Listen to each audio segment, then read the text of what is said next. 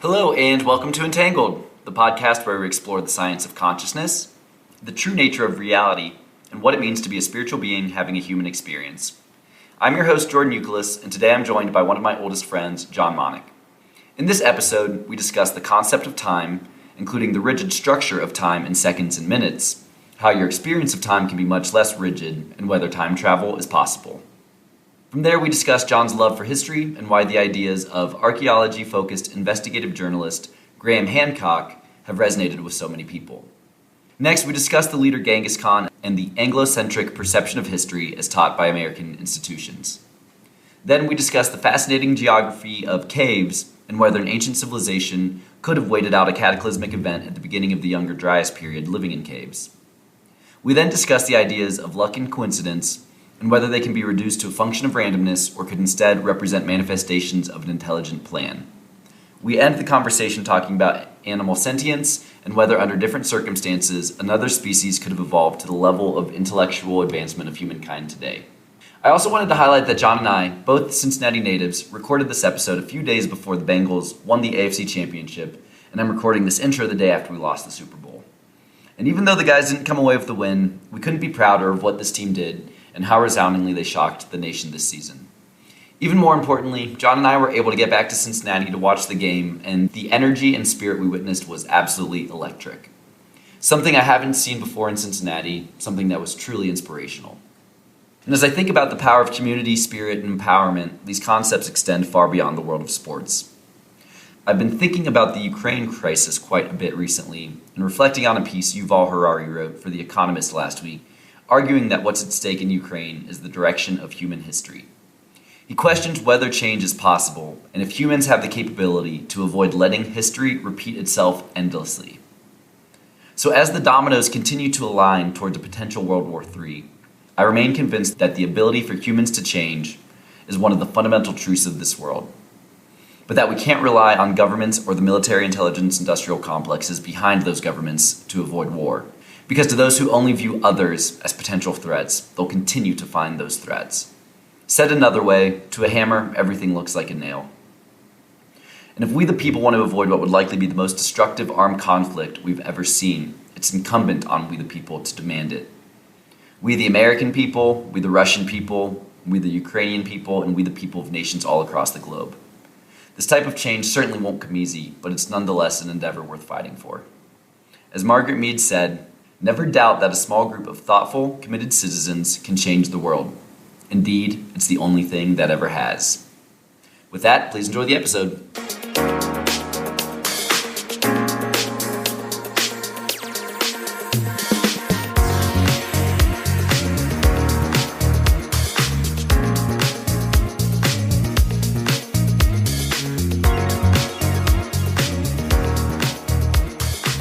Today, I've got with me one of my oldest and dearest friends, the one and only John Monich. John, how are you doing tonight? I'm doing very well, Jordan. Thank you so much for having me on. Long-time listener, first-time caller. Excited to be here. I love it, man. I'm super excited to have you on. I definitely enjoyed listening to your Jungle podcast when you and Jeff were running that a year or so ago. So excited to have you on now for my podcast. Absolutely, man. Like I said, been listening to a few episodes and glad that I got the invite. So ready to see how we get entangled here. I love it. Maybe to kick things off for the listeners' benefit, it was really exciting for me to meet John back in sixth grade.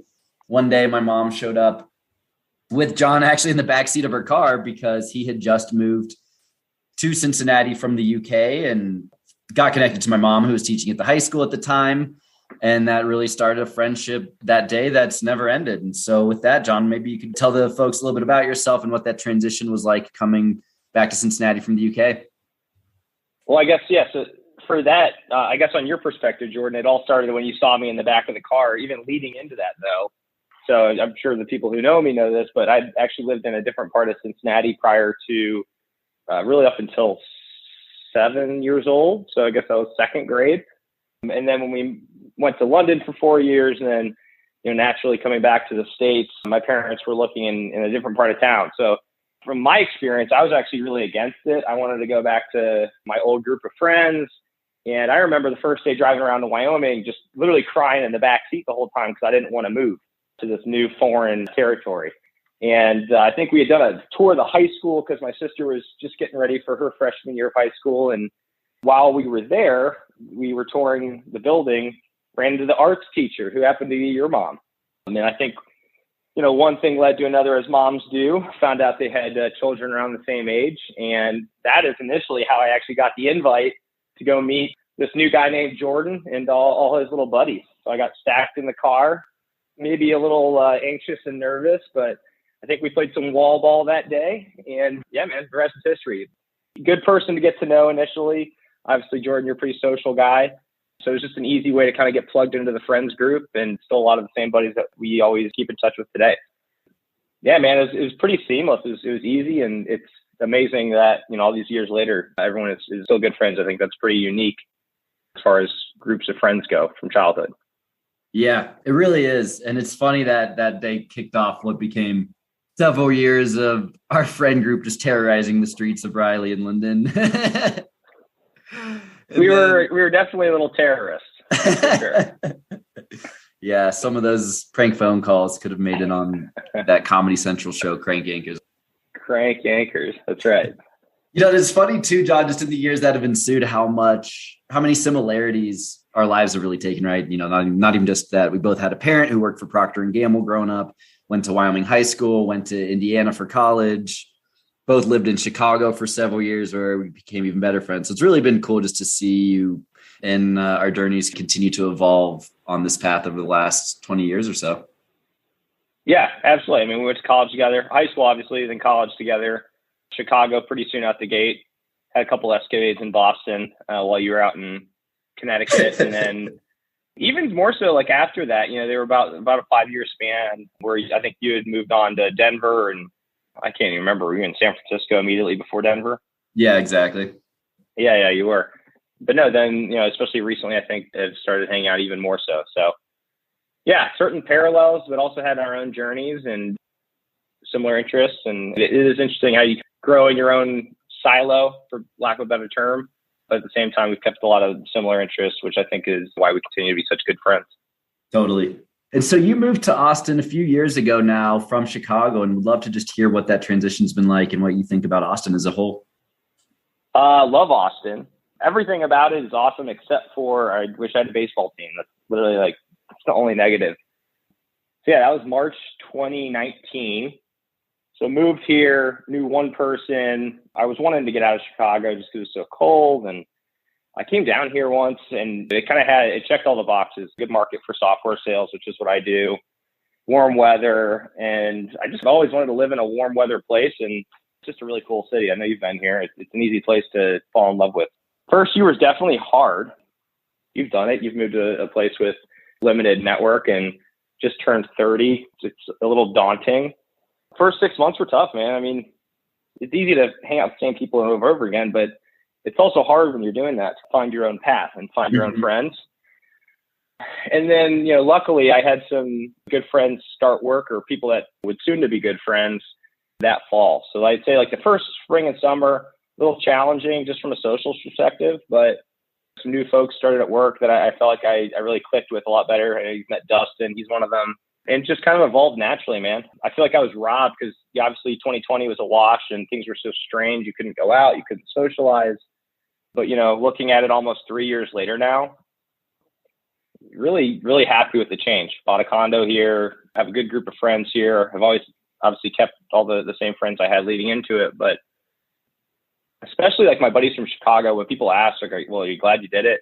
I encourage people just to take the chance, man. It's worst case scenario, you just go back to where you were.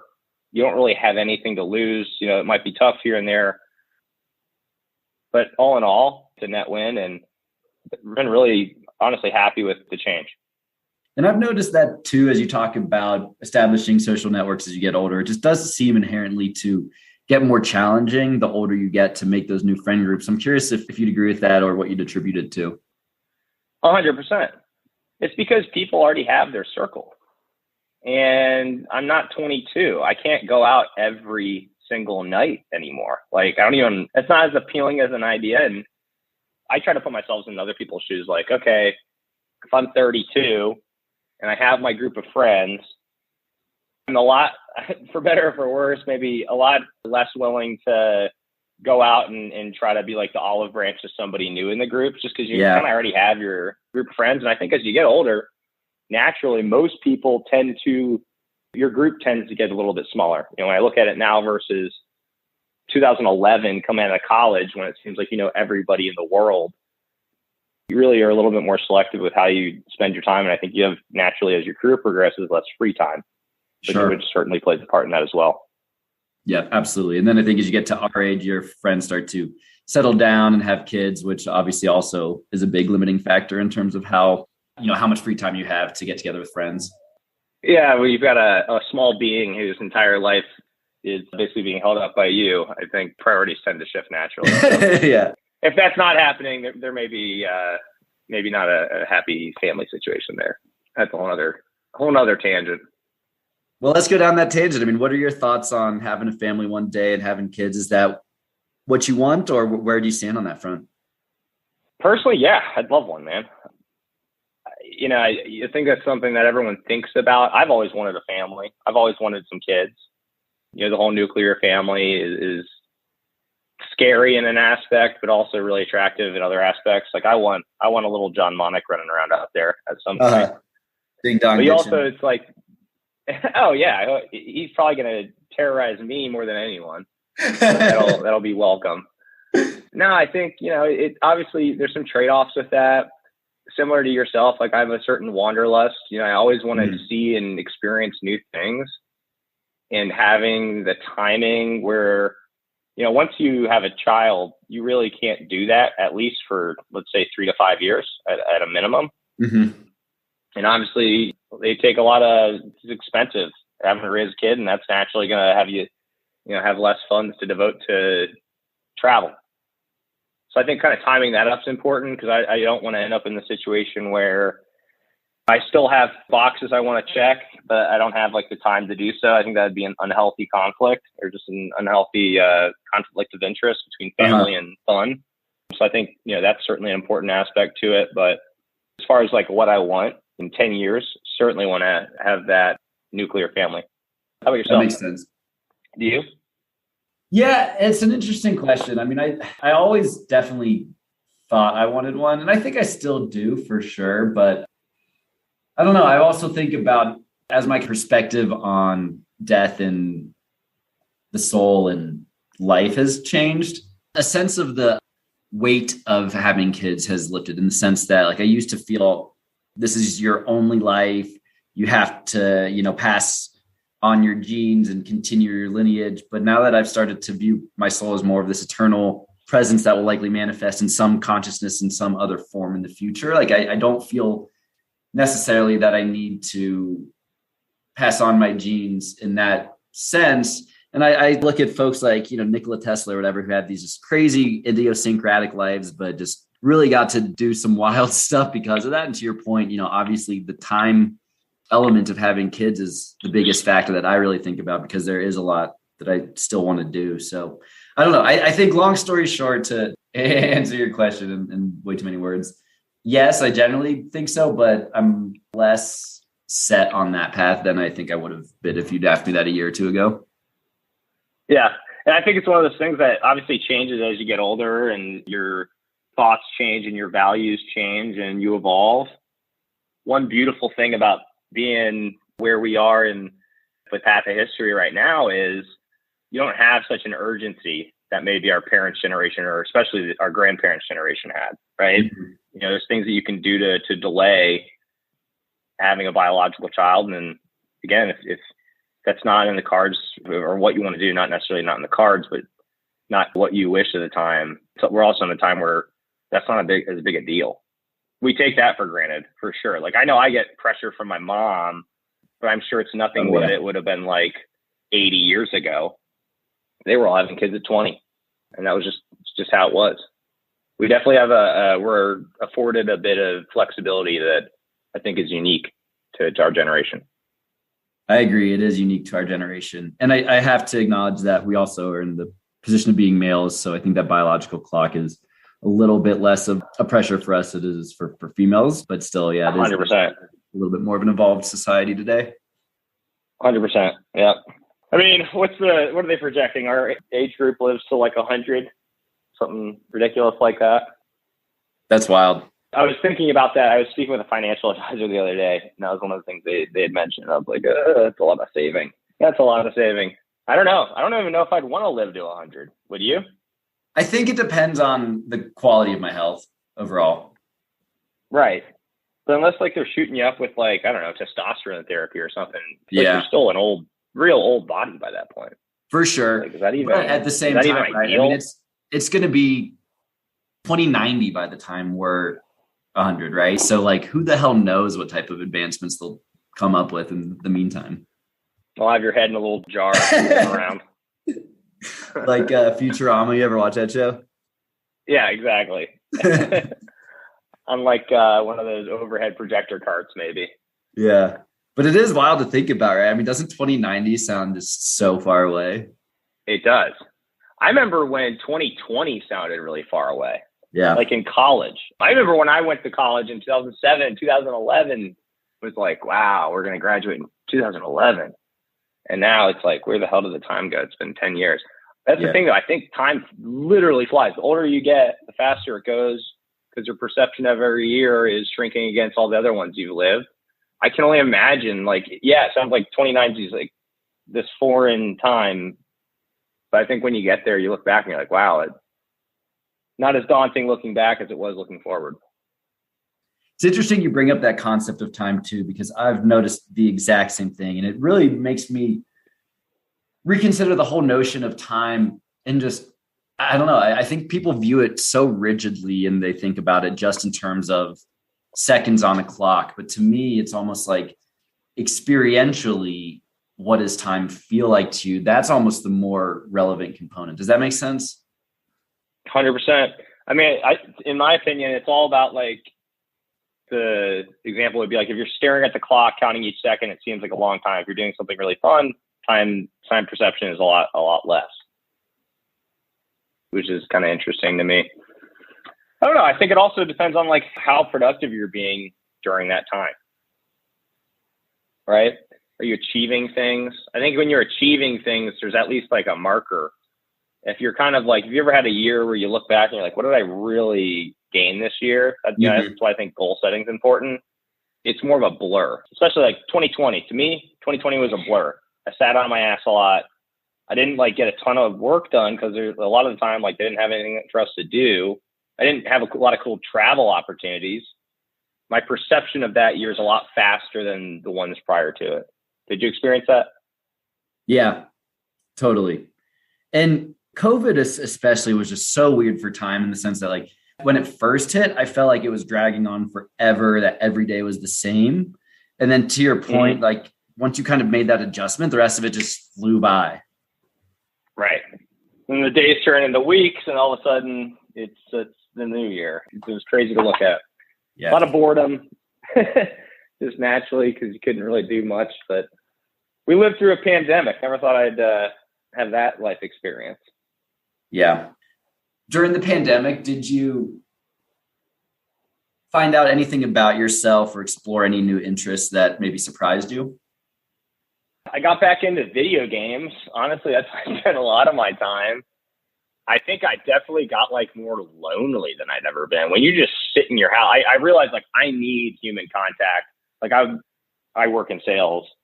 I enjoy talking to people. Just sitting like forever on the couch was like horrible to me. I just found ways like I had to get out and get about, and I got into golf. It was like one of the few things you could do and go like shoot the shit with other people. I tried to just find more hobbies because frankly, there a lot of the ones I had prior, like going out and being with friends or whatever it may be, just weren't available to me. I also think I did learn, like, I think I deal with stress better than most people. Mm-hmm. I never felt like the world's falling or the sky's falling. Maybe I'm just a little bit more okay with risk than other people. I think also having to be in a pandemic when you're young isn't as scary as when you're old. And talk about yourself. From my end, a few things. I mean, one that I got into. So during the pandemic, I actually read this book called Flow. And it's I think the subtitle's The Psychology of Optimal Experience. And that book was just really illuminating for me because it really helped to break down why you're happier when you're doing things that are, I'd say, good habits, and why you're unhappier while you're doing things that are not as good of habits. So that was definitely a major contributing factor in why I stopped drinking at the beginning of 2021. And then also it helped me to pick back up the guitar, which I'd stopped playing like in 6th grade. Mm-hmm. That's just been so phenomenal for me because I've always just loved music so much, but just never had the technical ability to play it. And as I read that book, I was like, you know what, the only thing stopping me is myself, and I feel like I'm not even enjoying music as fully as I could, despite how much I love it and it means so much to me. And so I'd say those two things have been really, really phenomenal for me for the last year and a half or so, whatever it's been. Hey, kudos to you, because I remember hearing you play it was probably February of last year. I'm not going to sugarcoat it, Jordan. You were still finding your way, but your performances online recently, and you've come a long way to 12 months. So big ups to you for that. That's impressive, honestly. Thanks, man. I appreciate that. The music you were making when I came to ski with you in February is not what you've been putting out the 6 to 9 months. So you definitely made some serious strides, and that's a big compliment to you and your work ethic. I appreciate that, man. Thank you.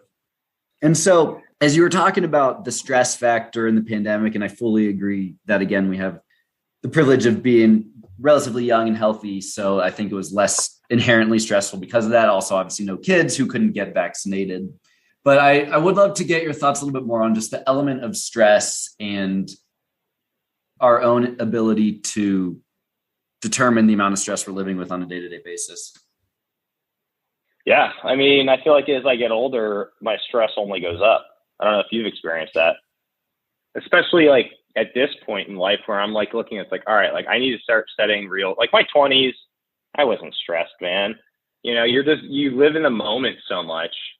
But at this point now, it's like, all right, I've got a mortgage. Where do I want to be in 5 years? Where do I want to be in 10 years? Me, personally, I'd like to have a nice house in 5 years. And just actually having to kind of have a sit-down conversation with yourself and think about really what you want to achieve. It makes me feel better personally, but B, it also does create a little bit more stress around it. It's like, all right, like it's showtime now. When you're younger, I feel like you always have the excuse in your head to be like, well, I'm still only 22. At this point, it's like, all right, like you're still young, right? But you've lived your younger years. Now it's really time to make some kind of impact there. Dealing with stress, everyone can do that differently. You know, you can do it through like drinking. You can do it in more positive ways like working out or meditation. I've never tried meditation. I think you've dabbled in that a bit. Mm-hmm. But I don't know. I think it's always like, for me, I feel like it's one of those things that's cyclical. Certain periods I'll be more stressed than others, whether it be like around work. Like I work in sales. There's always sales stress. And just really, like I said, like what you want to achieve out of your life. And you can put that on yourself, but so a lot of that can be self-generated, putting expectations on yourself. But I think that's a much healthier stress than if you don't do that. Like maybe 2020, like I said, I admittedly didn't really achieve a thing in 2020.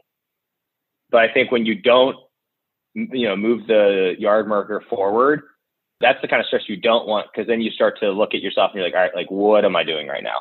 You don't want to have those regrets from not taking enough action. It was interesting how in your answer, you were talking about how when you're younger, you're able to be more present, and then you get older and you're more stressed about the future. And it relates back to this concept of time in a sense where like you hear that idea of be here now, be in the present so much now that it's almost like a cliche or a truism or whatever, but it really does ring true. And I'm curious to get your thoughts on why you think being in the present moment is so meaningful, or if you would disagree with that.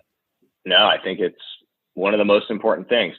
You and I were in Salt Lake, or actually Park City, a week ago, this past weekend. And I don't know if you remember, we're coming down that run, and it was me, you, Kurt, and Graham. And I remember just saying like, wow, like, look at that view. And it was kind of one of those moments where when you're skiing, you just look downhill. And at least in my head, as an amateur skier, I'm like, don't fall, don't do anything stupid. But every once in a while, it's like you have to just stop and really look around and be like, how often do I have what looks like a painting literally right in front of me, and really soak that in? I think I have those moments on like a vacation. At least I try to regularly.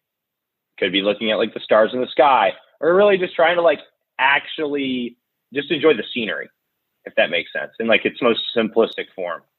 I think really soaking moments in is something I actively try to do whenever I feel like I'm in a moment that needs to really be not taken for granted. But do I do that on a daily basis? No, I don't. I try to be like consciously like thankful for things. I probably don't do it as much as I should. But every once in a while, especially if I'm stressed, I'll be like, all right, let's list out like 5 really good things you got going for you right now. And you're just try to put some more positive energy into those things. And I feel like if you do that and just kind of slow down and focus on the big picture instead of this person's not emailing me back, I need to hit X by this time. It's a lot healthier way to live. And so then diving further into the discussion on time, do you think time travel is possible? I don't have any reason to believe it's not. I wonder how that would work. I don't think I'd want to sign up to be like one of the guinea pigs for it. Why wouldn't it be? I don't know. I think it's stupid to ever say something's not possible. Let's put it that way. Mm-hmm. Totally. Just arrogant in a sense, like to think that we humans know everything and have figured out all the physics of how the universe works. Yeah, I think people are a lot smarter than we think, and we're also not as smart as we think. We always have this perception that like, oh, we're at the pinnacle of the human race right now. And this is just one little tiny blip on the timeline. Like, who's to say what genius may have lived 1,000 years ago, 20 years ago, or 100,000 years ago? You don't really know. And also then think about the idea of like parallel realities or alternate timelines. And if someone's argument is like, well, if there was time travelers, we'd know because they would have been here, but it's like maybe they have been and things are in a different reality now than they would have been, but we just don't realize it because this is the only reality we've ever known. Right. Yeah. Maybe they already changed the course. It's like all the time travel movies. Oh, well, you stop this one seemingly insignificant event, and it obviously turns out to be a lot more significant down the road once it's set a different set of dominoes forward. Pretty wild stuff. And it makes me think back to another guy that we're both fans of, Graham Hancock, and some of the really unique ideas he's posed around the history of ancient civilizations and of human societies around the globe. And we'd love to get your thoughts on this. Is why has that been a topic area of interest to you? Naturally, I'm just a history buff as it comes. Like, I love history and geography. Those have just been two of I'd say the most interesting topics to me of anything. And it's always been an interest to me. Like, I remember being a kid in England and just staring at the globe and like memorizing it and like reading like some kind of like dark history books. It was gross stuff in the Middle Ages, like kind of stuff that's more geared towards children. But I've just always been fascinated with that. And I still like every day I'm reading or watching something on some weird little history. Yesterday I was looking up Kyrgyzstan and like this strange little like enclaves within Kyrgyzstan. Don't ask why. I just got on a tangent. But with that being said, like the Graham Hancock stuff obviously was exposed to him through Joe Rogan. I mean, what's not fascinating about that stuff? It's like he's got seemingly pretty hard evidence that basically is contrary to everything else that you've been taught. And it's interesting to see, man. I'm sure you've watched and consumed even more than I have. But to me, it's eye-opening. And it's also kind of goes in line with, we think we have it figured out, but it's like, who's to say we don't? And all those examples of like throughout time, like the lost library of Alexandria, like in Egypt, what kind of stuff do they have? that you just don't know about. I just think there's so much lost information throughout time. All we know is basically based off what we have right now. Right? I think that the earliest maybe authors of that were like Plato. There's Socrates or these like old scribes, and we only like those guys only lived what, like 4,000 years ago max, 2,000, 3,000. Point being, it's a real small snippet of time. And I just think it's really interesting that there's so much more knowledge and so much more runway that we didn't have leading up to it that's unknown, and Graham at least picks a little piece of it apart. I couldn't agree more. And even as you think about the limited time frame of ancient wisdom that we're able to pull upon, even that I feel like is very cherry picked in a sense that like it still is very Anglo dominant, right? Like I feel like the Greek philosophies are very well known in the Western world, but much less so are the Indian and Vedic philosophies, the ancient Egyptian philosophies, the Mayan cultures, these groups that had seemingly incredibly profound wisdom on all sorts of things around the physics of the universe that haven't been as fully appreciated in the lexicon of modern philosophy and archaeology. Mm-hmm. Yeah, and there's just less written works to go off of, right? Yeah. Like part of the Rosetta Stone, which was found, like 100 years ago, we couldn't even read the hieroglyphs. There's just so much. I really think like it's the tip of the iceberg, to use that metaphor, but it really is. It's like we scratched the surface. The cool thing to me is like, I think we're living in the most exciting archaeological time ever, because we have like this technology now that can see through the rainforest, see through vegetation, which has historically been really what hides things. It takes it out of plain view. I think over the next 30 years, especially as like more of this gets excavated, like it's only going to continue to rewrite what our understanding is of human civilization. Totally. And that's really exciting to me. That's like really I think like in Mexico, there's like hundreds of these structures that they found now that are all hidden. And all this stuff they're finding with LiDAR in the Brazilian rainforest. It's crazy. It's crazy. Tegupley Tepe. Am I saying that right? Göbekli Tepe, I think. Göbekli Tepe, yeah. Pardon my ancient Turkish pronunciation. But I know they've barely scratched, like they've got tons of that site. It's like 10% is excavated. The vast majority of that is still underground.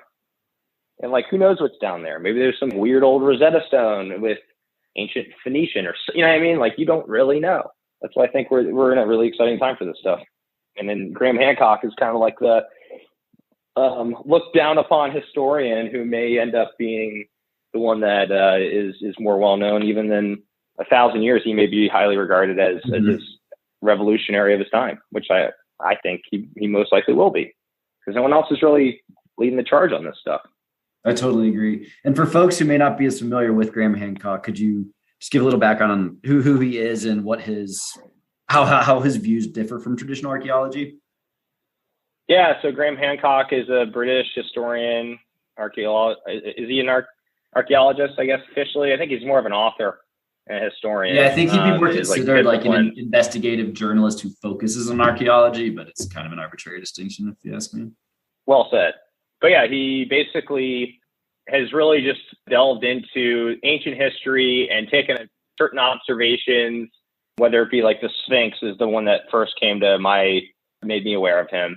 So like the Sphinx was basically covered all the way up 100 years ago by sand in the desert and in the Sahara.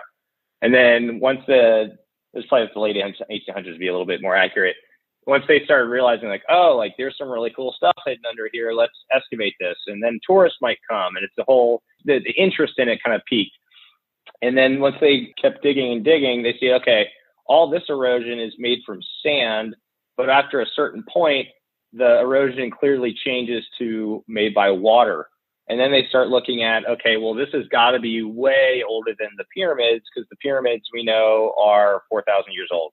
But the Sahara wasn't like a lush rainforest, was what it used to be, until like that changed like 12,000 years ago. So it starts suggesting that these old artifacts are a hell of a lot older than we thought. And that's just like one example, right? And I know he also does a lot with like the pyramid structures that are in different areas of the world, and how can they all be using similar alignments with the stars, but these cultures are so far apart from each other. Yeah. He just opens a lot of cans of worms on like what the hell was going on here, before quote unquote history we know it as. That's like my quick version of who Graham Hancock is. Yeah, that's great. And I mean, for me, just said simply, he's just a real life Indiana Jones. This guy's life and the stories he tells are just absolutely unbelievable. For example, he wrote a book called Supernatural, all about just the history of the rainforest and ayahuasca ceremonies. And I think he did over 70 ceremonies just for that book alone. So it just gives you an idea of how non-traditional this guy is, but just the ability to connect different mythologies and to really think outside the box from what in archaeology specifically, but in my view, science more generally is just a historically very closed-minded. I can't accept this concept that there could have ever been something before because it refutes the theory that I proposed, right? It's just kind of like stalemate gridlock of a scientific field of inquiry that he's able to come in and just throw a hand grenade in the whole thing and say, hey guys, you're missing the whole bigger picture. Which is why he's been shunned and discredited, and he's a crazy person. Mainstream science is threatened by it just because these people devote their entire lives to a certain field, and then this guy kind of shatters their understanding of what the timeline is. So it kind of refutes all their work, which I understand, but it's also a shame. I don't know, though. I'm optimistic. I think we're not the only two people who find it interesting, and I'm sure there's people in colleges and universities across the country and world who are on that same investigative path. At least I hope so, but I'd be shocked if that weren't the case. I think it totally is, right? I mean, even just thinking about how much of an influence he's had with Rogan, and I listened to his most recent episode on Rogan, and he was talking about how at his events, you'll typically see, an older crowd, the folks who've been following his work for 30 years, but then the vast majority is now this young crowd, typically our age, predominantly male, but a lot of folks who have found him through Rogan's podcast. And, I think it just shows that people do have this inherent nature for truth. They do recognize that the quote unquote authorities don't have all the answers, and oftentimes can get in their own way much more than they help the advancement of scientific inquiry. And to me, it actually has a lot of parallels with the interest in extraterrestrials and some of the folks that Rogan's brought on, like Bob Lazar, in regards to that topic, and those just being so fascinating to people these days too. Absolutely. I think it's a certain, maybe like historical renaissance that we're in right now. It's cool, man. It's a fun time to be alive. It is. It's certainly interesting. I just wish we had more of it. It's also interesting. It's cool that we're, like you said, like we're young right now. I think we'll be able to see a lot of the cool stuff, a lot of interesting developments over the next 40, 50 years. It'd be awesome if they accelerated some of the archaeological developments a little bit faster. Yeah. There's just so much stuff out there that's like, where do you start at this point? They've uncovered so many different pieces. It's almost like overwhelming. It is. And yet, on the same note, I've seen a stat that something like only 1% they estimate of ancient artifacts and knowledge and like literature has been recovered. And I'm sure a lot of that's just been destroyed or never made it through the test of time, but a lot of it's probably just either under the ground or who knows. There's this guy on YouTube. He's a Roman historian. It's called Told in Stone. If you're like any kind of like Roman history buff, you probably love him. But it's interesting, like a lot of really cool old Roman artifacts and buildings and structures, they were brought down in like the Middle Ages because people just needed stone. So I think that happens. Stuff either gets destroyed by like weather or like crazy event, a flood, or just the people around around those structures just need the building materials and times aren't as good. And there's a lot of things working against it, but That's why I feel like some of the stuff that's like buried, that's not already like visible, is really where a lot of the cool stuff lies. And yeah, I mean, we're living on the same ground in a lot of areas that we've been living on for thousands and thousands and thousands of years. And so a lot of stuff's going to be naturally buried. And it doesn't surprise me that you say less than 1%, because people have been around for a long time. I don't think they were always just building with wood. Yeah. They weren't stupid. Well, and as you talk about, the need for more digging and that kind of thing, one idea I've been noodling over the last couple of weeks is there a way to crowdfund archaeological digs, right? Like there's some, and LiDAR resources and that kind of thing for like places like the rainforest, right? Like I think there's some really interesting places that haven't really been explored at all, places like the Saharan desert, which while it's desert today, in ancient or in older times was, tropical and I believe like very fertile area that probably was a breeding ground for people. And there's this Rick art structure that looks really interesting. Antarctica, there's really been almost no work done. There's a lot of like shelving that used to be like really high prime real beachfront real estate during the last ice age that's now underwater. Like I think these are all really interesting places. So I don't know if you can help me think of a way to like crowdfund an archaeological dig. I think that could be super awesome thing to do. Isn't there some interesting shelving in the Pacific Northwest?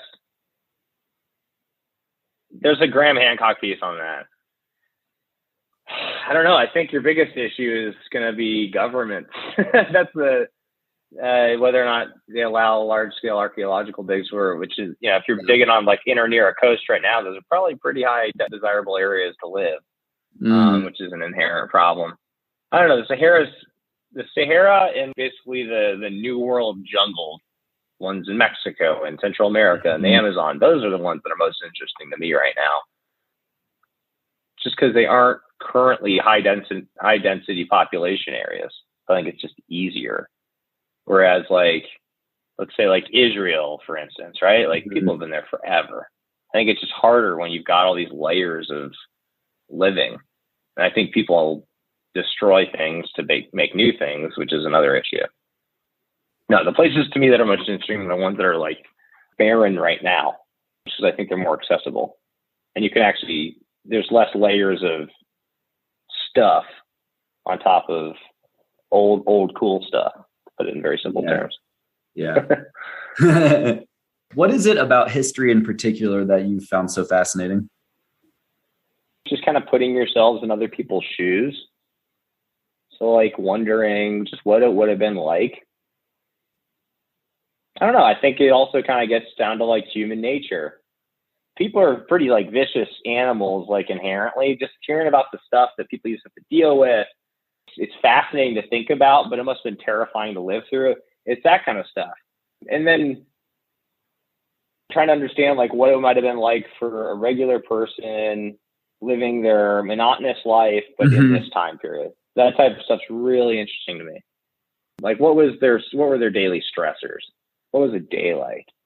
What was their perception of their life? I'm sure it was a lot smaller, hopefully, or it must have been smaller because they didn't have access to all this information. They kind of assumed what they're told is correct, because why would you question it, right?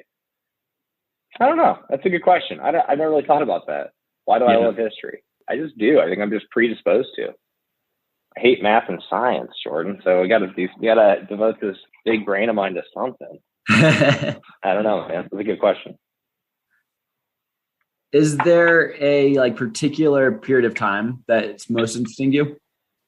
Yeah, it changes constantly, honestly. The Roman period has been really interesting to me lately, but then I'll go through other phases where it could be more recent. But then I guess as I was a kid, it was always more recent stuff like World War II, World War I, like the Civil War. As I get older, I feel like my interest keeps getting moved back and further back in time. Because then you're like, well, how did it get to that point? Or like you'll have like this big blind spot. So like you've heard the Dan Carlin hardcore history stuff, I assume. Yeah, I think you've sent me his podcast before. Yeah, I mean his thing on the Mongols. Because, like you said, like Anglo history is what we grew up in mainly Anglo society in America founded by descendants of the British. So that's just kind of like naturally how you're going to be taught. But then it's like, well, what was happening during this time period? You know, it's kind of like they teach you like Roman history, and then all of a sudden it's like the Middle Ages. And then all of a sudden they find North America. Like that's kind of how like those are the events. But it's like, well, what the hell is happening like those 600 years in between? Yeah. And then like, okay, so this is what was happening in England. What the hell was happening in the steppes of Asia? The Mongol stuff's super interesting, and also seeing how the ebb and flow of society is. The ancient Chinese culture is like super interesting to me too. That's a hard one to put your finger on because it's so long and it's constantly changing. I don't know, man. I don't really think I have one specific. It just my favorite time changes all the time. Central Asia right now is super interesting to me, just because I feel like that's the area that I know the least amount about. Sure. Well, and it's interesting too, given modern events with the tensions with Ukraine and Russia. I'm sure that kind of adds some spice to the mix as well. Yeah. Urban, like, where did those people come from before they settled there? Because like what we think of as a person who lives in Kyrgyzstan wasn't the same like ethnic group that would have been there 2,000 years ago necessarily. Especially like on the steppes, like they're constantly the dominant group is constantly changing. That's just another little interesting caveat that I like to think about.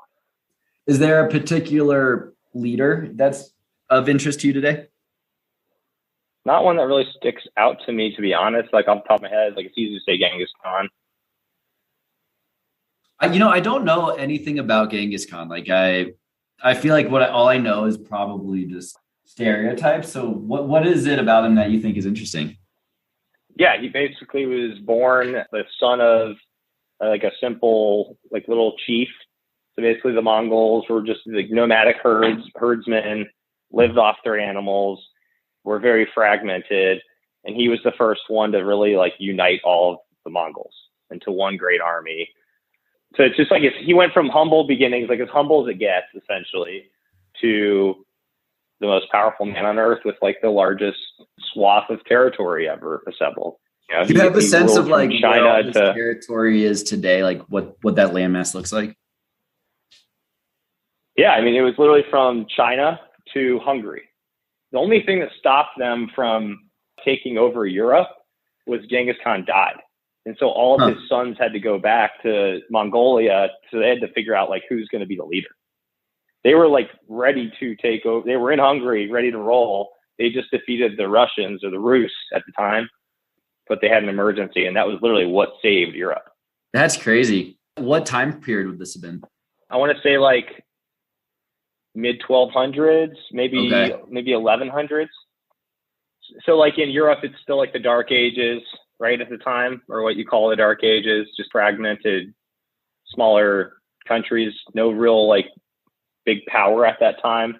It was hard times, right? It was like in between like the end of the Romans and the emergence of like these bigger kingdoms in the Middle Ages is kind of a lot of plagues, a lot of things that were just making it harder for one power to emerge. You should check out Dan Carlin. Those are some fascinating podcasts. Yeah, I will. And what about that stat you've probably heard before that like some crazy percentage of the world's population has Genghis Khan's DNA, and that like he was known for just being very brutal with women and raping them? Like, is there any truth to that? I just Googled it. According to National Geographic, Jordan, 0.5% of the world male population carries Mongol Empire Y chromosomes that are nearly identical. Genghis Khan is widely viewed as the only possible person that could have spread this. That equates to 16 million living descendants today. That's crazy. But to me, that doesn't even seem like it couldn't have just been Genghis Khan. Like, doesn't it make more sense that it'd be like Genghis Khan and his armies? I'm not a specialist on like, how DNA carries from generation to generation, but I mean, think about it, dude. I'm not even thinking about it from that standpoint, though. I'm just thinking of like how many women in a day could you physically? I don't know. What's the one with like, doesn't Kareem Abdul-Jabbar, you said he slept with like some absurd amount of women, or like Wilt Chamberlain? Have you ever heard that? Yeah, I think I have heard that. It's like something like I don't thousands. know. Genghis Khan probably had like a huge. He's probably just bringing all the women he wanted from his world. It wasn't the world we live in today. People did stuff like that. Yeah, I just looked it up. Wilt Chamberlain reported 20,000 sexual liaisons. And that's like in our lifetime, right? Now put yourself in control of Asia. You know? It's crazy. It is. It is.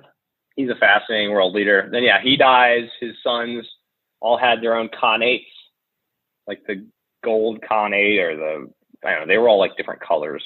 They basically split it up into quads, and then that lasted for like another 100 years, and they kind of fizzled out. Interesting. Other groups like the Persians and other armies just started getting more powerful and kind of taking some of their land back. Yeah, he's brutal. He was like, if you defied him, he's like killing everyone in the city and burning it. Wow. He ruled with an iron fist for sure. So shifting gears a little bit, what do you think about caves? Caves are fascinating. You know what's really fascinating? Have you ever Googled cave art? No. A lot of this stuff is in like southern France. These are like Neolithic. So they're finding cave art, and it's like pretty good looking art. I think like an artist today would do this work 30,000 to 33,000 years ago. And it's like of all the animals that were in those areas, and it's like scenes of like hunting, and they're like rhinos in southern France. Caves in a general sense obviously have been lived in for a long time, but I think like getting back to like archaeology are some of the most like fascinating places. A lot of them haven't changed for a long time, and it was a natural place that you'd want to go and live, and there's not a lot of things inside of them that change because the weather doesn't really affect them as much unless they get flooded. Have you ever been to Mammoth Cave? I haven't. I'd love to go. Have you? I haven't either. It's the world's longest known cave system. It's funny that we're talking about caves too, because one idea I'd heard earlier. So I think part of what Graham Hancock's life's work has been theorizing is that there was actually this ancient civilization, potentially Atlantis, that was a seafaring people that was very technologically advanced during the last ice age, and that when some cataclysm hit that caused the ice age, that caused the end of the ice age, most likely some fragments of a comet. At least that's what Graham Hancock thinks. One theory I've heard is that the survivors of that civilization, that then his theory is that went out to hunter-gatherer civilizations all around the world and taught them some of their secrets and knowledge so that it wouldn't be lost forever. But anyway, one theory I've heard is that group of people could have gone underground and lived in caves to wait out this cataclysm period, which lasted about 21 years. That's a long time, man. Think about that. It is, but if you... I'm not saying you're wrong. I'm saying, like, how else would you survive it? Yeah. I mean, you'd have to be feeding on game. I don't think it'd be very easy to grow things in those conditions. It'd be a lot colder, right? Yeah, well, that was what I was going to ask you. I mean, can food grow in caves? Like, I'd imagine it has to be able to, right? I think it all depends on what the cave ecosystem's like. I mean, you need light to grow things normally. What about mushrooms? I don't know. I'm just thinking fungi versus vegetables. I don't know if I've never seen anything like I went caving as a kid. I didn't see anything other than like bugs, spiders. But I mean, bats live down there. Yeah, I mean, so there's got to be something to the lowest form there. I mean, even bugs, like, I don't know, you could probably live off of them if you had to. In like Cozumel, Mexico, there are amazing cave systems so in like the Yucatan Peninsula, there aren't any rivers. All they have, I can't think what they call them, but basically there's like big open holes that go down into these massive cave systems that feed out eventually into the Gulf of Mexico. And that's like how were they the Mayans in the Yucatan, not the Aztecs? I believe they were Mayans. But that's like the only place they got their water.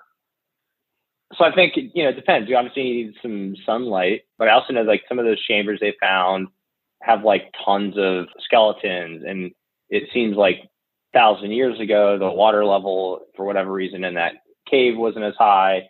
So it was actually a place that you could go down into. They think that they were doing religious ceremonies in these places and that they were like holy spots, which makes sense if it's the only place you can get your water. I think that's another area that's just, they're really hard to explore, especially if you're underwater, and they're dangerous. So it's another area that's just, I think we've kind of scraped the tip of the iceberg. There's one really interesting one in like Oman. Have you ever heard of this thing? It's called, No. It's either in Oman or Yemen. And it's just this massive hole, essentially, in the Arabian Peninsula that goes down into like this really interesting cave system. But yeah, they're everywhere, man. That's why they're so interesting to me. And like each has their own little story. And a lot of times you're not necessarily, people now aren't the first ones that have been in them. And I'm sure they've got their own untold secrets. And it's funny too, when you talk about how, I totally agree that there's just so many secrets in these caves that we just don't even, aren't scratching the surface on. And I think as a lot of people think about like archaeology, for whatever reason, we just have this conception that we've dug up all the secrets and that these archaeological projects just like have been done exhaustively and deep enough everywhere, when in reality, it's like, think how big the earth is, like how deep you need to go to find a lot of these secrets. Like it's just so, it's, again, I think arrogant to just think that based on the very limited things that we have dug up from archaeology, that we have some real practical sense of what's happened in our history's past, given logically so much more has had to have been lost than has survived. Like I said, tip of the iceberg. I don't even think we've begun.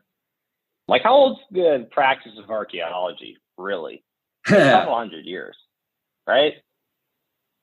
It's going to take, you can't even put a number on it, how long it would take to really think how far archaeology has even come in the past 150 years versus where we'll be in another 100. It's hard to wrap your brain around. There's a lot of ground to cover. A lot of it, happens by mistake. So there's an element of luck involved just because there's a lot of land out there and people have been living on it for a long time. It's funny you say that too. One of the things that Graham Hancock highlights in his most recent book around that the story of when people first populated the Americas could be totally wrong was this discovery of cave tools in San Diego from like 50,000 years ago, something that just completely changes the paradigm of the story of when humans populated North America. But anyway, I think that site, I'm pretty sure, was only discovered because they were like drilling a new highway on the coast or something. It's just total luck of the draw. Of course. It's like the Dead Sea Scrolls. They were found because some kid threw a rock into a cave and he heard pottery break. And that's how they found the Dead Sea Scrolls. Yeah, there's a huge element of luck to it. Because a lot of these places are in places that may not be like hospitable anymore. Yeah. Right? But they were when things were different. I think the element of luck is maybe the biggest piece in helping locate some of that stuff outside of advances in technology that allow you to see what your eyes can't. Well, when you talk about luck, are you open to the possibility that it could be synchronicity and part of some higher intelligence helping to guide us? Like I said at the beginning, I think it's stupid to say absolutely not to anything. I wouldn't rule anything out. How do you see that working? I don't know. It's a good question. I don't want to try to like speculate on that per se, but I just think it is interesting. Like you bring up the Dead Sea Scrolls, that happened right after the Nag Hammadi library was found, which had profound implications on the history of Christianity, both of which happened right after the end of World War II and the first use of nuclear bombs. Like there does seem to be, it's interesting that all these very profound events happened in such a short time frame. Roswell also is, I think, 1947. Like, like to your point earlier, I don't rule it out. I'd love to hear more about those coincidences. That'd be an interesting study in itself. Because the way that people chalk things off to coincidence, but maybe you're thinking about it in the wrong way, that like the reason that everyone has all these profound coincidences is because they're not coincidences at all, that it's all just part of a much more complicated enfolded structure that we're just not able to recognize. Yeah. What's the saying about like hard work and luck? Oh yeah, it's like the hard harder I work, work, the luckier I get. there's something there too, right? Like, and that's so true. Yeah, there's these strange occurrences, but it does seem that way. Like you actually, the more you grind on something, every once in a while, something seems to pay you back,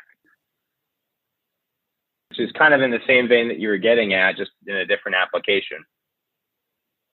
Totally agree. And it makes me think of this concept of manifestation, which like I know makes a lot of people want to roll their eyes. And it's like, how much of that is just being focused, being goal driven, being hardworking, working on self-improvement that lets you achieve your goals versus how much of it is also an element of you manifest the things that are done with good intention and love in your heart, and that the divine responds to that, right? It's hard to know where that line is drawn. Yeah, or like in athletics, a lot of athletes do is they visualize the success that they want to have. If you're Evan McPherson for the Bengals, he practices and visualizes himself hitting a game-winning kick.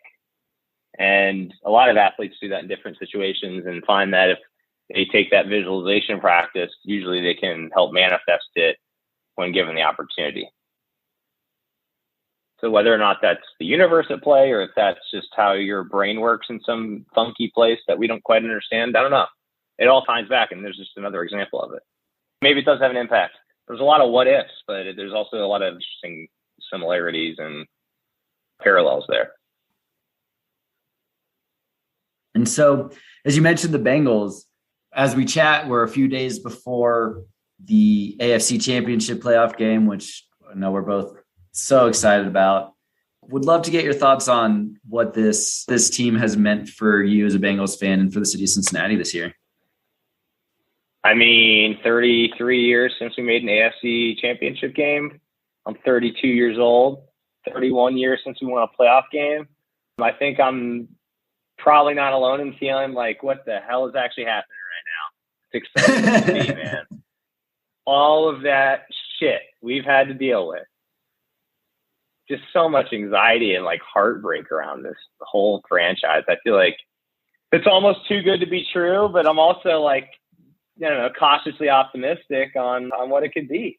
I didn't think they'd get this far. I don't think anybody did.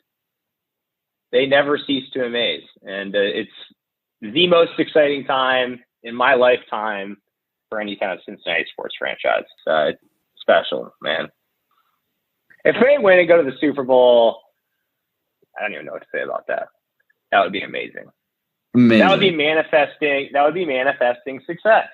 Kind of in the tangent we were just in, like Joe Burrow. Like, isn't there something also interesting about like sports teams when they actually believe in themselves and visualize themselves getting to a place they can get there? There's something about that, man. They definitely believe in themselves, and it's gotten them further than they've been in 3 decades. Whatever that's attributed to, I'm on board with. I'm on board too. Well, John, this has been awesome. One more topic before we break. I would love to get your thoughts on animal intelligence. I'm wearing a shirt that my parents got me in Sitka, Alaska at a bar called Beak right now. It's a massive octopus. Complete coincidence that we're talking about animal intelligence, but I think they're one of the most fascinating examples. I think they're a lot smarter than we think, and I think a lot of animals are. I think they experience the world in a way very similar to ourselves. The ones that are scary are the ones like dolphins or whales, or ones that have like as big or larger of brains, and also like the regions of the brain that like include like thought and emotion are bigger or as big as ours. Do you ever think there will be a time where you can like literally, like I know that right now they have those toys that your dog can step on certain things and you can quote unquote talk to the dog. Do you ever think there will be a time where we can actually do like neurolinking with animals to have somewhat intelligible conversations? I don't see any reason why not. How cool would that be? Wild, man. Fucking crazy. That would be fascinating. Yeah. That would be fascinating. But like so Elon Musk has this Neuralink that I think they're going to start like testing this year or next, right? Have you read anything about that? I know of the company, but I don't know the specifics. That's crazy. I didn't realize they're like that far along. So I believe with Neuralink, you'd be able to like talk with your mind to either a device or a person. That's my understanding. Yeah, I think maybe that trajectory would tell us a lot more about animal intelligence. But I think in a general sense, they're not stupid, you know. I think they're a little bit more intelligent than we give them credit for.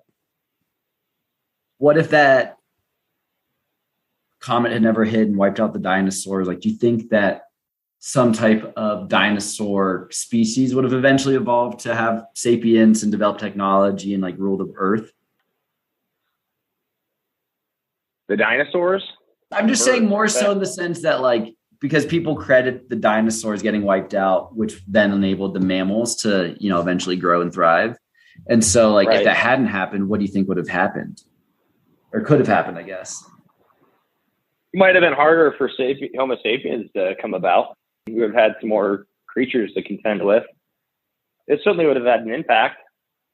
I don't think you could say it wouldn't. What that impact would have been, hard to speculate on. I guess my point so John was like, do you think that there is a scenario where human level sentience evolves not from primates, but from like some other species?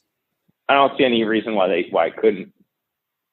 We're kind of this weird happening in nature. Again, I think it's silly to say that it couldn't in any other sense. I think that's arrogant. How that looks and works, beyond me, but I certainly wouldn't rule it out. You mentioned octopi. Little green men. Yeah. There you go. Maybe that's why it's reptile scales. There you go. Octopi. What about octopi? Yeah, I was just going to say, what about octopi in particular do you find so fascinating? Have you heard the thing where like it was some experiment? No, some like scientist or whatever had an octopus in a tank, and he had like a fish tank also, and he noticed that his fish started just like disappearing. So he put the camera up, and what was happening was in the middle of the night when no one was like watching it, the octopus would climb out of its tank, crawl across the floor, climb into the fish tank, eat a fish, then return to its tank. It's crazy. And just think of like the awareness that it has that A, there's someone else keeping me captive that I don't want to catch me. B, it knows, all right, the light is how that creature sees when it's dark. That's when I go. Then it knows that its food is over there, and then it can actually acknowledge that and then problem solve how to get in and out and like outsmart you. It's like a baby, you know, like how like kids will do things when you're not watching. And these are slimy little creatures that we, you know, would look at and say, you know, that's just a blob of gelatin. But the fact that it's that intelligent, the sea creatures are like the most bizarre to me. Who knows what they're capable of? Totally. It lives in a different world. So bizarre. And that's to my question earlier about like, if, you know, primates didn't exist or whatever, like that's kind of what I'm almost getting at is like, if humans were to be wiped out, like, would you eventually see dolphins or octopi or something like evolve and develop cities and civilizations? Like, I don't know, like as crazy as that sounds, it doesn't seem impossible. I think they need the opposable thumb is important. But to see, grab things. I don't know. Tools. I mean, you say that, but that's just because we've evolved with those, right? Like I'm sure there's a million ways to skin a cat or whatever the phrase is. Maybe they have like a opposable beaks in their mouths that they can do things with. I don't know. Yeah, I guess you're right. Can't rule anything out. That's for sure. How that would look, that'd make a good movie. That would make a good movie. We should make that. Well, with that, John, thanks so much for coming on the podcast. This was a blast. Love to have you back on sometime. Absolutely. Just send me an invitation and we'll hop back on and go down some more wormholes. Love it, dude. Literally. Maybe literally. We'll go to, we'll hit up Mammoth Cave and go find some holes. I love it. All right, man. Have a great rest of the afternoon. Yeah. Thanks for having me on, Jordan. Absolutely, brother.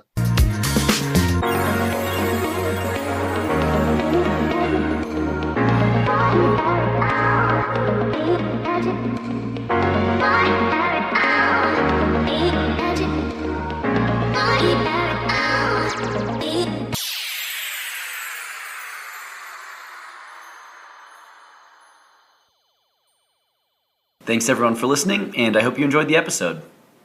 I wanted to dive further into the topic of coincidences and whether they're just outcomes of the randomness of this universe, or whether they could in fact represent something more. One concept I've been exploring recently is Carl Jung's idea of synchronicity. Jung started his career working with Sigmund Freud and is now known as one of the most important scientists in the foundations of psychoanalysis. Synchronicity was used by Jung to describe circumstances that appear meaningfully related yet lack a causal connection.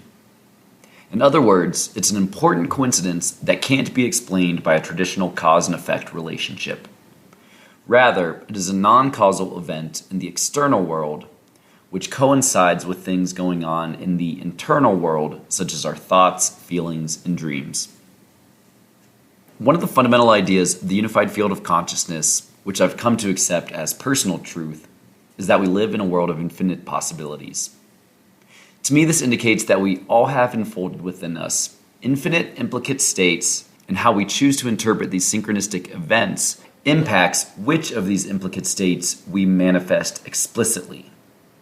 Said another way, both free will and determinism are fundamental principles of this universe, and it's up to us to decide how beautiful or terrible we make the explicate world. I know this theory is abstract, and so I'll include on the Instagram page a mental model used by David Bohm in the holographic universe theory to explain how order can be either manifest, explicit, or hidden, implicit. This idea of both explicate and implicate structures of the universe is consistent with the ideas of chaos theory. Chaos theory is the study of apparently random or unpredictable behavior in systems governed by deterministic laws.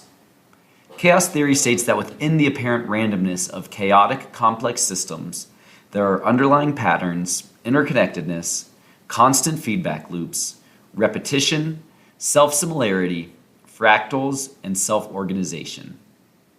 The butterfly effect, an underlying principle of chaos, describes how a small change in one state of a deterministic, nonlinear system can result in large differences in a later state, meaning that there is sensitive dependence on initial conditions. A metaphor for this behavior is that a butterfly flapping its wings in Brazil can cause a tornado in Texas. So as we think logically about the structure of the universe, we know that nothing happens in a vacuum, and that a seemingly trivial decision you make today could have trickle-down effects on someone 5 generations in the future on the other side of the planet. Could it then also be the case that these seemingly coincidental events are in fact our consciousness recognizing synchronicity and sensing the order in an implicate state that has the potential to be made manifest? I believe this to be the case. But then how do you know which of these signs to follow? I can tell you from personal experience that once you start looking for and believing in synchronicity, you'll discover them everywhere, which is exciting, but it can also be incredibly confusing. And so when I get into this type of situation, I just try to remember the advice of Ram Dass, who said, "The next message is where you are when you hear the next message. Whenever you're ready, you'll hear the next message. The interesting thing is there's always a next message, and it's always available to you. Now." That's a hard one. The handwriting is always on the wall saying, "Always there." Question is, can you see it?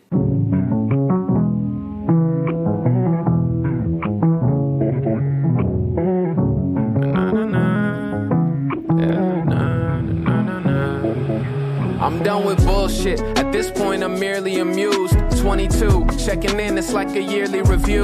I ain't making no commitments unless I'm seeing it through. And that shit ain't always easy to do. Nah, it ain't easy to. Another year alive, pushing my dreams, finding balance while I'm looking at screens. I look out for the team, caretaker, never doubt the regime. I built a following off loyalty without a machine. Make my coffee, throw a beat on. Go get what I'm owed, and that's just something we agreed on. They said it wouldn't be long, that's besides the point. I'm finally feeling like I belong. Just being me, that's the type of shit that we on. I'm sick of stressing about these numbers, man, they tire me out. Thinking I need a required amount to be happy. stupid ass. It's like chasing a high I'll never reach. Kiss the happiness and wave it goodbye. While I'm scrolling on the internet comparing myself. It ain't right, but being aware of it helps. I gotta put my phone on D&D. Having conversations, it's just me and me. List of thoughts are piling like lines are at the DMV. Everything is handled, please, one at a time. Take a break, know I'm here for the ride. Now let it slide. Slide, slide, let it slide. I've been putting out these hits, motherfucker, who you think that I am? It's Mr. Always Overcome when on the brink of a jam. I'll be damned if I don't ever have the power to thrive. I ain't waiting till my flowers arrive, I'll pat my own back. They said it's not the way, I took it head on, I ain't go back. Document the journey, check the catalog and Kodaks. Pictures worth 1,000 words, wrote at least 1,000 words. Multiply that shit by thousands, I've been losing count of words. If we talking about a verse, I could keep it round for round. I put it down, just found a hearse. Ain't a day I'm out of work. I could put a clinic on, that's just to show you how it works. Master on my craft, now take a seat and watch the crowd observe. Word.